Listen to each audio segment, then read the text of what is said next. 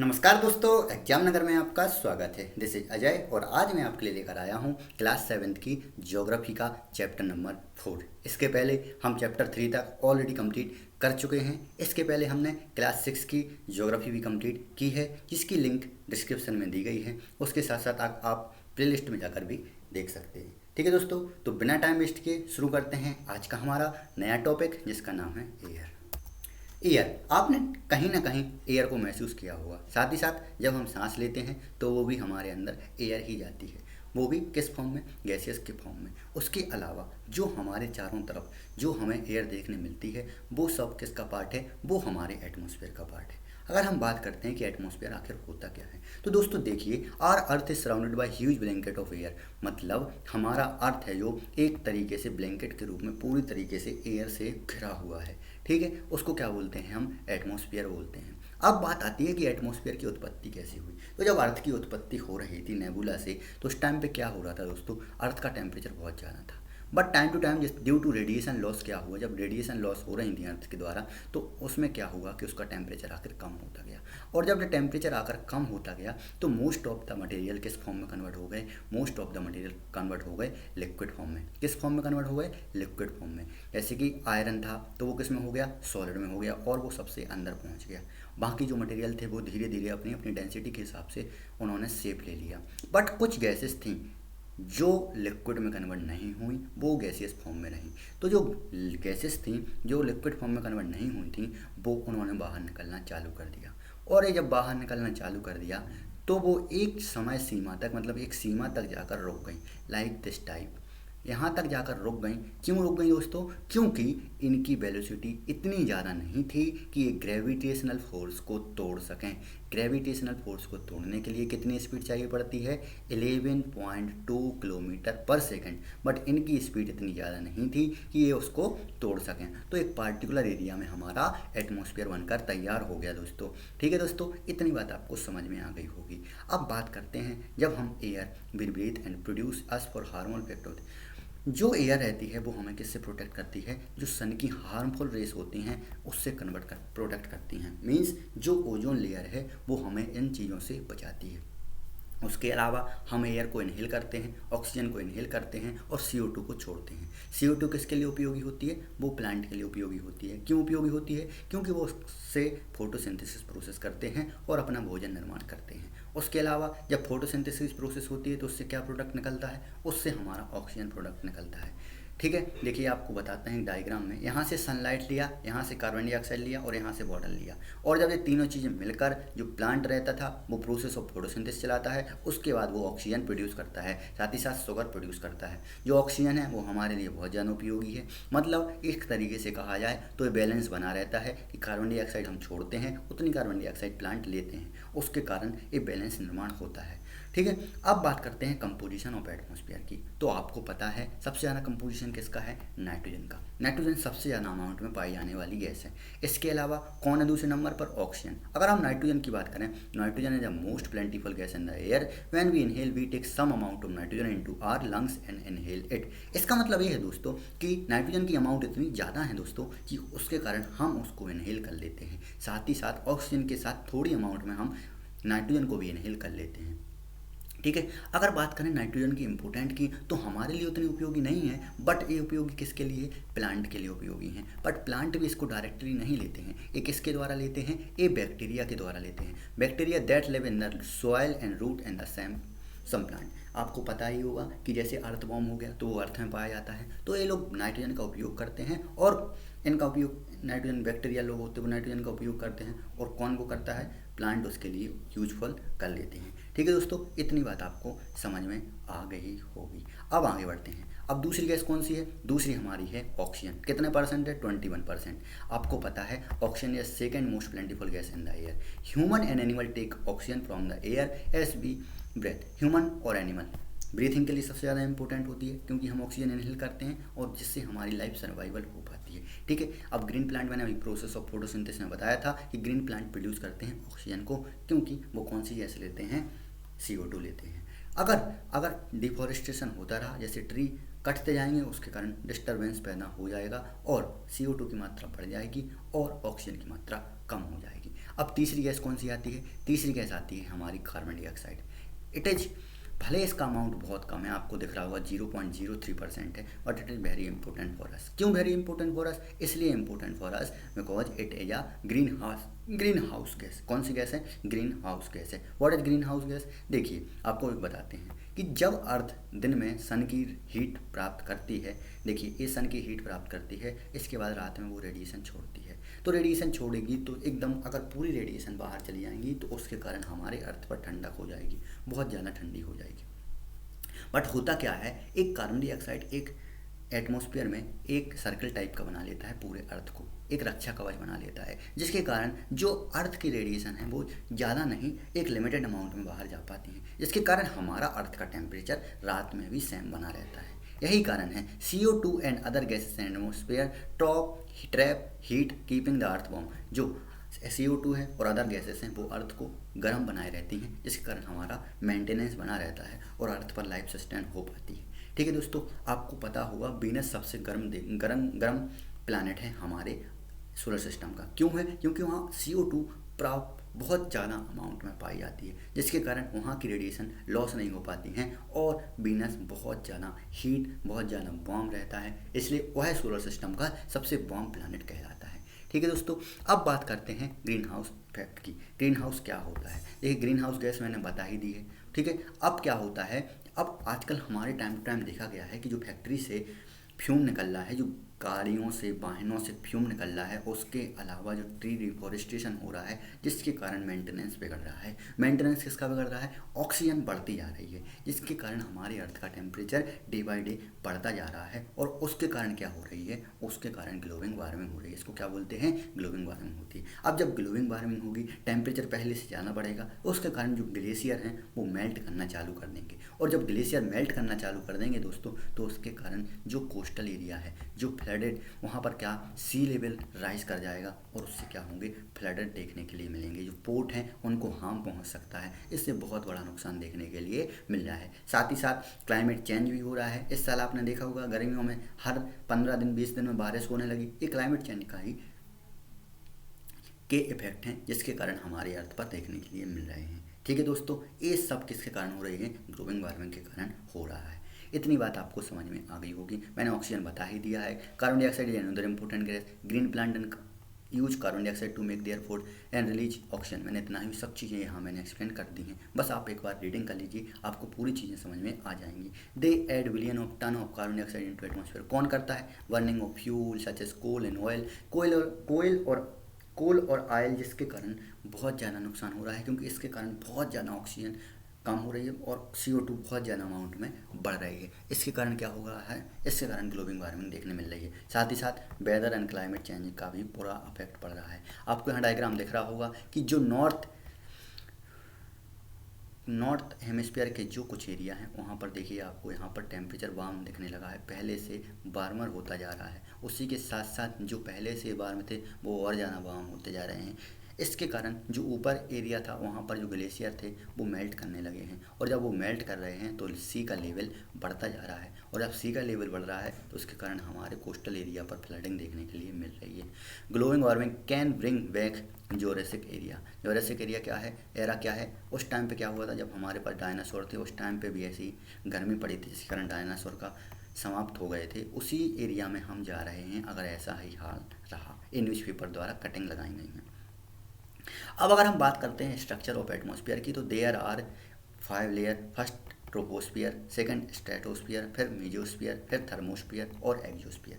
अगर हम ट्रोपोस्फियर की बात करें तो it is very important layer, because यहाँ पर सारे फिनोमेना होते हैं like rainfall, fog, hail storm. ये सब इम्पोर्टेंट है हमारे सर्वाइवल के लिए, जिसमें रेनफॉल सबसे ज़्यादा इम्पोर्टेंट है। हम आगे चैप्टर में रेनफॉल के बारे में भी पढ़ने वाले हैं। इसकी हाइट कितनी होती है? 13 किलोमीटर तक की हाइट होती है। देखिए आपको यहाँ डायग्राम में दिख रहा होगा, ये रहा हमारा ट्रोपोस्फियर। ये माउंट एवरेस्ट 8,848 किलोमीटर, और ये देखिए ऊपर स्ट्रेटोस्फियर कितने एरिया कितने किलोमीटर तक है? ये हमारे 13 किलोमीटर तक है। उसके बाद आता है हमारा स्ट्रेटोस्फियर। स्ट्रेटोस्फियर कहाँ तक जाता है? 15 किलोमीटर तक जाता है। इसकी एक सबसे अच्छी बात है, यहाँ पर कौन सी लेयर है? ओजोन लेयर यहाँ पर देखने मिलती है। ओजोन लेयर क्या करती है? जो सन से अनवांटेड रे आती हैं, अनवांटेड हीट आती है, उसको रोकती है और अर्थ तक पहुंचने के लिए बाध्य करती है, जिसके कारण हम उस अनवांटेड रे के प्रकोप से बच पाते हैं। ठीक है दोस्तों, इतनी बात आपको समझ में आ गई होगी। अब बात करते हैं स्ट्रेटोस्फीयर, एक और फिनोमेना के लिए इम्पोर्टेंट है, क्योंकि यहाँ पर कोई भी टाइप के क्लाउड नहीं बनते हैं दोस्तों। यहाँ पर कोई भी क्लाउड फॉर्मेशन नहीं होता है। जब क्लाउड फॉर्मेशन नहीं होगा तो यहाँ का मौसम बिल्कुल साफ़ होगा, और यहाँ का मौसम साफ़ रहेगा तो एरोप्लेन चलने के लिए आसानी होगी। ठीक है दोस्तों, इतनी बात आपको समझ में आ गई होगी। ये क्या है, एरोप्लेन चलाने के लिए सबसे अच्छी लेयर है फ्लाइंग एरोप्लेन। ठीक है, इसके अलावा हमने ओजोन लेयर की बात कर ही ली है। इसके बाद आता है mesosphere, this is third layer of atmosphere. कहाँ तक रहती है, 18 किलोमीटर तक रहती है। मैंने इसके क्लास 6 में मेटोराइट पढ़ाए थे। तो क्या होता है, जब मेटोराइट यहाँ आते हैं तो मेटोराइट ऐसे गोल गोल फॉर्म में आते हैं, और जब मेजोस्फीयर से टकराते हैं तो उनमें आग लग जाती है, और जब आग लग जाती है तो बर्न होकर जलकर खाक हो जाते हैं, ये अर्थ तक नहीं पहुँच पाते हैं। इसके कारण हम बहुत ज़्यादा हार्मफुल मेटोराइट से बच पाते हैं। तो इस लेयर में क्या होता है, मेटोराइट जलकर खाक हो जाते हैं। ठीक है, उसके बाद आता है हमारा थर्मोस्फीयर। थर्मोस्फीयर एक ऐसी लेयर है जिसमें क्या होता है, यहाँ पर टेम्परेचर इंक्रीज करता है। क्यों करता है इंक्रीज, क्योंकि यहाँ पर आयन देखने के लिए मिलते हैं, एटन और एनायन, आपने नाम सुना ही होगा। तो यहाँ इन की वजह से टेम्परेचर क्या होता है, राइज होता है। इसकी लेयर की खासियत क्या है दोस्तों, यहाँ से जब अर्थ से हमारे रेडियो वेव छोड़े जाते हैं तो ये इसी लेयर से टकरा कर वापस किसी अदर प्लेस पर देखने के लिए मिलते हैं। ये रेडियो वेव के लिए बहुत ज़्यादा इंपॉर्टेंट है। यहाँ से रेडियो वेव छोड़ी जाती हैं और उससे टकरा कर वो जहाँ भी आपको पहुँचाना है वहाँ तक पहुँच जाती हैं। इसके बाद आता है दोस्तों हमारा एग्जोस्फीयर। एग्जोस्फीयर सबसे आउटर लेयर है, सबसे outer layer, it is a very thin layer. यहाँ पर बहुत ज़्यादा थिन लेयर है। और कौन कौन सी गैस देखने मिलती है, यहाँ पर हमें हीलियम और हाइड्रोजन देखने के लिए मिलती है। ठीक है दोस्तों, इतनी बात आपको समझ में आ गई होगी। अब बढ़ते हैं आगे और बात करते हैं वेदर एंड क्लाइमेट की। तो अब वेदर की अगर हम बात करते हैं दोस्तों, तो वेदर क्या होता है, वेदर होता है जो हमारा डे टू डे चेंज आता है, हावर टू हावर चेंज आता है। कैसे चेंज आता है, अभी गर्मी है, थोड़ी सी ठंडक हो जाएगी, थोड़ी सी फिर गर्मी हो जाएगी। ये धीरे धीरे जो मौसम का परिवर्तन आता है उसको हम वेदर बोलते हैं। इसके अलावा अगर क्लाइमेट की बात करते हैं दोस्तों, तो क्लाइमेट एक दो दिन का नहीं होता है, ये लॉन्ग ईयर का होता है। मतलब कि 30 साल का हो गया, 40 साल का हो गया। जैसे कि आप नॉर्थ पोल पर देखें तो वहाँ टेम्परेचर हमेशा ठंडा बना रहता है, और इक्वेटर पर देखें तो वहाँ टेम्परेचर हमेशा गर्म बना रहता है। तो इसके लिए क्या बोलेंगे कि वहाँ का जो क्लाइमेट है वो ठंडा है, और जो हमारा इक्वेटर का क्लाइमेट है वो गर्म है। तो इसलिए इसको क्लाइमेट बोलते हैं, जो किसका रहता है, ये लॉन्गर पीरियड का रहता है। और वेदर रहता है जो हार टू हार होता है और डे टू डे कंडीशन बताता है, उसको हम वेदर बोलते हैं। अगर हम टेम्परेचर की बात करें तो degree of hotness and coldness of air is known as temperature. मतलब कि जो एटमॉस्फेयर है, एयर है, उसकी कितनी गर्मी है, कितनी ठंडी है, ये सब देखने के लिए किसका यूज करते हैं, हम टेम्परेचर का यूज करते हैं। और ये सब नापने के लिए किसका यूज करते हैं, इसका यूज करते हैं, थर्मोमीटर का यूज करते हैं। किसके लिए नापने के लिए, टेम्परेचर की नापने के लिए। और एटमॉस्फेयर प्रेशर के लिए नापने के लिए किसका यूज करते हैं, बैरोमीटर का उपयोग किया जाता है। इसके अलावा वाटर नापने के लिए किसका उपयोग किया जाता है, रेन गेज का उपयोग किया जाता है। उसके बाद विंड की डायरेक्शन नापने के लिए किसका उपयोग किया जाता है दोस्तों, विंड वैन का उपयोग किया जाता है। ओके दोस्तों, ये थोड़े से इंस्ट्रूमेंट बहुत ज़्यादा इंपॉर्टेंट है, कभी कभी एग्जाम में पूछ लिए जाते हैं। उसके बाद अगर हम बात करते हैं इंसोलेशन की, इंसोलेशन क्या होता है, जो अर्थ सन से जो हमारे ऊपर जो रे पड़ रही हैं उसे हम इंसोलेशन बोलते हैं। क्या बोलते हैं, इंसोलेशन बोलते हैं। ये अर्थ को एब्जॉर्ब करेंगी। ठीक है, तो जितने अमाउंट में हमारे ऊपर सनरेज पड़ेंगी उसी को हम क्या बोलते हैं, इंसोलेशन बोलते हैं। जहाँ इंसोलेशन ज़्यादा पड़ेगा वहाँ ज़्यादा टेम्परेचर हो जाएगा, जहाँ इंसोलेशन कम पड़ेगा वहाँ कम टेम्परेचर हो जाएगा। आपको एक चीज़ जानकर हैरानी होगी, जो हमारे शहरी इलाके हैं, जो अर्बन इलाके हैं, वहाँ पर गांव के इलाकों से, जो रूरल एरिया हैं वहाँ के इलाकों से टेम्परेचर 10% ज़्यादा रहता है। कितने परसेंट, 10%। देखिए 10 डिग्री का डिफरेंस आता है। आपको यहाँ डायग्राम दिखाता हूँ मैं, वेट फॉर अ मिनट। देखिए ये रहा, building material store solar heat and release at night. Building material लोहे के बने रहते हैं, सीमेंट के बने रहते हैं, जिसके कारण वो इस सन की आने वाली हीट को एब्जॉर्व करते हैं और ये रात में छोड़ते हैं, जिसके कारण वहाँ का टेम्परेचर ज़्यादा देखने मिलता है। वेजिटेशन बहुत ज़्यादा कम है, पेड़ प्लांट ज़्यादा नहीं लगे रहते हैं, जिसके कारण भी वहाँ का टेम्परेचर ज़्यादा रहता है। Due to UHI a city centre can be over 10 degree warmer than the surrounded country side. Country side कैसे बोला जाता है, विलेज एरिया के लिए बोला जाता है। कितने डिग्री का डिफरेंस आता है, 10 डिग्री का डिफरेंस आता है। Tall building trap air in the street Kenway and reduce wind speed with in the city. देखिए यहाँ हवा ही नहीं चलेगी, वहाँ पर टेम्परेचर बहुत ज़्यादा इंक्रीज हो जाएगा। आपने गांव इलाकों में खुले मौसम में देखा हुआ, वहाँ ज़्यादा टेम्परेचर देखने नहीं मिलता है, वहाँ बढ़िया आराम से हवा चलती है, तो वहाँ ज़्यादा गर्मी का महसूस नहीं हो पाता है। इतनी बात आपको समझ में आ गई होगी। अगर हम बात करते हैं दोस्तों एयर प्रेशर की, व्हाट इज एयर प्रेशर। आपके चारों तरफ आपको एयर से प्रेशर लगता रहता है, बट आपको महसूस नहीं होता है क्योंकि वो चारों तरफ से इक्वली लगता है। बट कभी कभी आपने देखा होगा हवा बहुत तेज़ चल रही है तो उसका दबाव आपके ऊपर महसूस होता है, आप आगे जाने की कोशिश करते भी हैं तो भी आगे नहीं जा पाते हैं। उसे क्या कहते हैं, उसे एयर प्रेशर कहते हैं। The pressure exerted by weight of air on earth surface. जो हमारी अर्थ सरफेस है उस पर जो प्रेशर देखने के लिए मिल रहा है एयर के द्वारा, उसे क्या बोलते हैं, एयर प्रेशर बोलते हैं। ठीक है दोस्तों। अब क्या होता है दोस्तों, जब एयर प्रेशर होता है तो ये दो फिनोमेना बनते हैं। कैसे दो फिनोमेना बनते हैं, जहाँ पर टेम्परेचर, देखिए मैं डायग्राम के थ्रू बताता हूँ, जहाँ पर टेम्परेचर कूल होगा, ठंडा होगा, वहाँ कौन सा एरिया बनेगा, हाई प्रेशर एरिया बनेगा। और जहाँ पर मौसम गर्म होगा वहाँ पर कौन सा एरिया बनेगा, लो प्रेशर एरिया बनेगा। और आपको पता है विंड किस एरिया से किस एरिया में जाती है, विंड जाती है हाई प्रेशर एरिया से लो प्रेशर एरिया में। तो जहाँ पर मौसम ठंडा होगा वहाँ बनेगा हमारा हाई प्रेशर, और जहाँ पर मौसम गर्म होगा वहाँ पर बनेगा हमारा लो प्रेशर। अब आपको पता है मानसून आ ही रहा है, चलिए इसके लिए मैं समझा देता हूँ क्या होता है सेम फिनोमेना। ये रहा हमारा इंडिया, यहाँ पर है हमारी ट्रॉपिक ऑफ कैंसर। ठीक है दोस्तों, यहाँ पर है ट्रॉपिक ऑफ कैंसर, यहाँ पर है हमारा इंडियन सी। और जब हमें पता है कि 22 जून को सन की डायरेक्ट रे कहाँ पड़ती हैं, इक्वेटर पर पड़ती हैं, तो यहाँ टेम्परेचर ज़्यादा हो जाएगा। यहाँ पर कौन सा प्रेशर बनेगा, यहाँ पर बन जाएगा हमारा लो प्रेशर एरिया। और यहाँ पर सन की रे नहीं पड़ रही है, यहाँ पर कौन सा एरिया, यहाँ ठंडा रहेगा। यहाँ पर कौन सा एरिया बन जाएगा, यहाँ पर बन जाएगा दोस्तों हाई प्रेशर एरिया। और जब आपको पता है विंड हाई प्रेशर से लो प्रेशर की तरफ चलती हैं तो इस साइड चलना चालू कर देंगी, और इस समुद्र से या सी से क्या उठाएंगी, वेपर इसमें एब्जॉर्व कर लेंगी, और ये जाकर कहाँ पहुँचेंगी, हमारे इंडिया पहुँचेंगी। और इंडिया में क्या कराएंगी, बारिश कराएंगी। इन्हीं को क्या बोलते हैं दोस्तों, इन्हीं को हम मानसूनी बारिश बोलते हैं। ये रहा हमारा मानसून का फिनोमेना कि आखिर मानसून आता कैसे है। ओके दोस्तों, इतनी बात आपको समझ में आ गई होगी। अब आगे बढ़ते हैं। मैंने लो प्रेशर हाई प्रेशर बता दिया है, विंड बता ही दिया है। विंड कहाँ से चलती है, high pressure area to low pressure area, उसको क्या बोलते हैं, विंड बोलते हैं।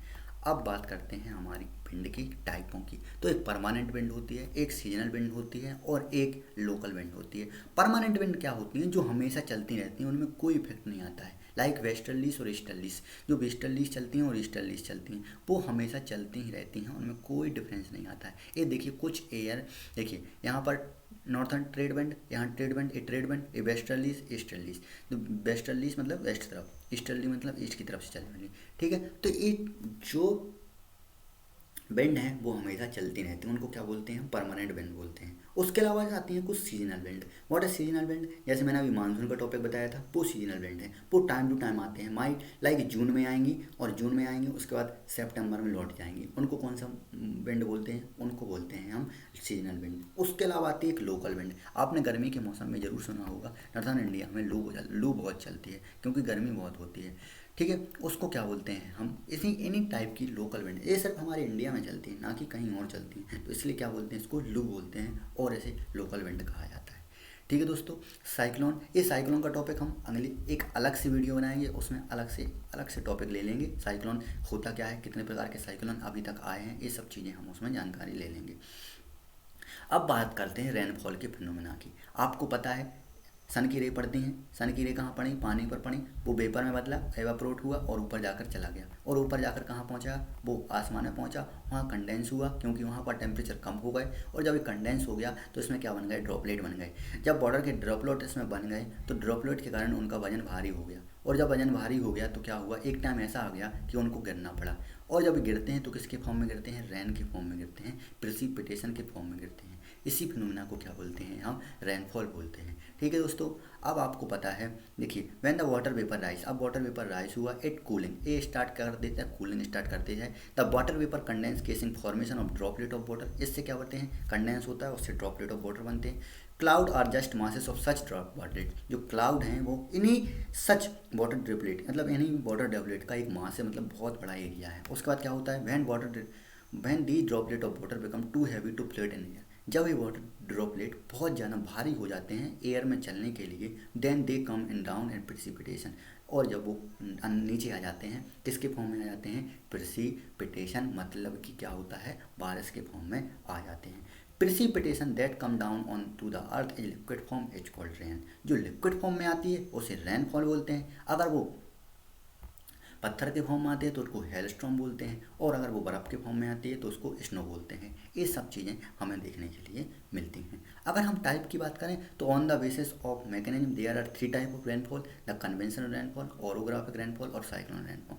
अगर हम कन्वेंशनल रेनफॉल की दोस्तों बात करें तो कन्वेंशनल रेनफॉल यही है, सिंपल वाली रेनफॉल, जिसमें क्या हुआ, वार्म एयर नीचे से गई और उनको गर्म किया और उसके कारण जो नीचे आ गया। कैसे, अब मैं बताता हूँ डायग्राम के थ्रू।